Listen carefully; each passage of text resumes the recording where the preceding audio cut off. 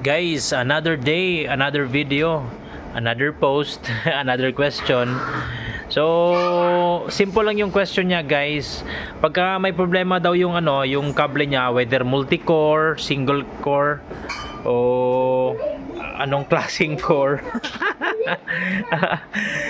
Sabi niya, question niya is paano ma-detect o ma-trace o ma-locate yung fault o yung problema.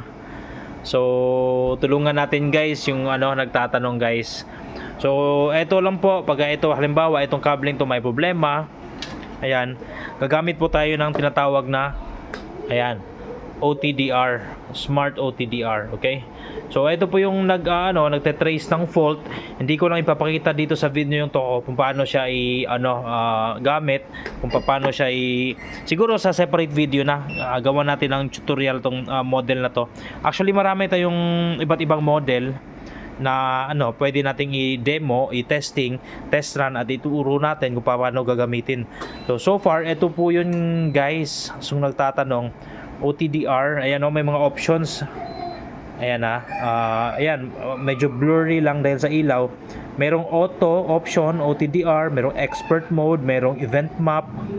Ayan, so pwede nating ma-check dito kung pwede siya sa OPM, may reading, may laser. So basically ito po is ang function niya is nagtatransmit siya ng power going through your fiber line. Ito.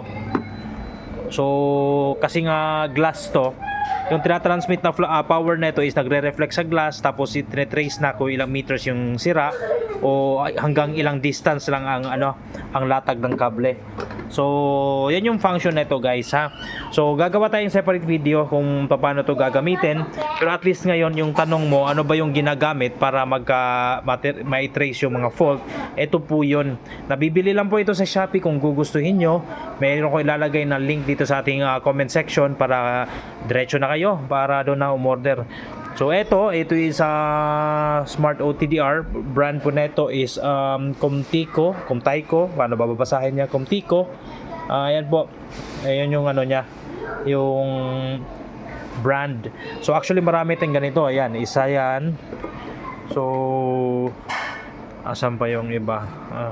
Ito, may isa pa tayong ganon. Same model din na Comtico. Ayan, Comtico. Ewan ko lang, bahala na kayo dyan.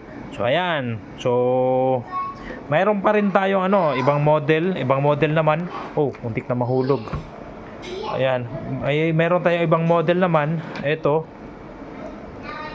OTDR. Ayan, mayroon din to sa Shopee. So ito, lagay natin dito sa gilid. Ayan, hilera natin dyan lahat. Yan, another OTDR. So ito na naman, same model din. Kung napansin nyo, halos may mga pair. Ayan. Ito naman, ayan. Kasi every technician's lineman code guys, tigi-isa sila OTDR. Ayan. Tapos meron pa tayong isa dito, isang different model din.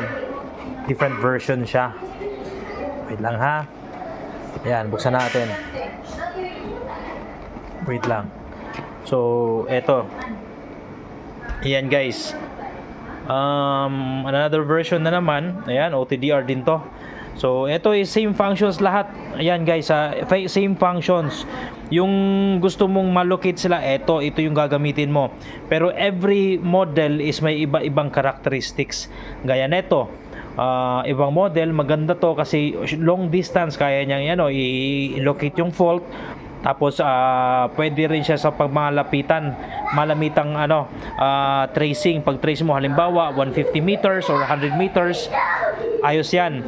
Eto din na model na to, ayos din to pag less than 100 meters talagang binibigay niya. Let's say 50 meters, 45 meters, nalolocate niya.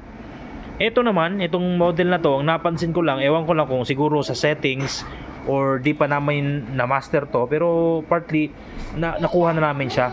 Pero napansin lang namin dito, short range within or less than 100 meters, mahirapan siya.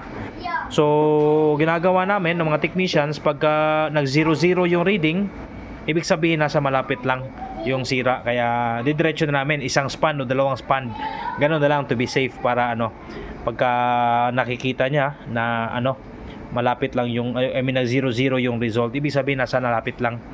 So ayan guys, hopefully nasagot ko yung katanungan mo kung paano i-locate at i-troubleshoot yung mga fault sa mga fiber lines. Ito po, ulitin ko, order ka lang, lalagay tayo ng link dito sa comment section.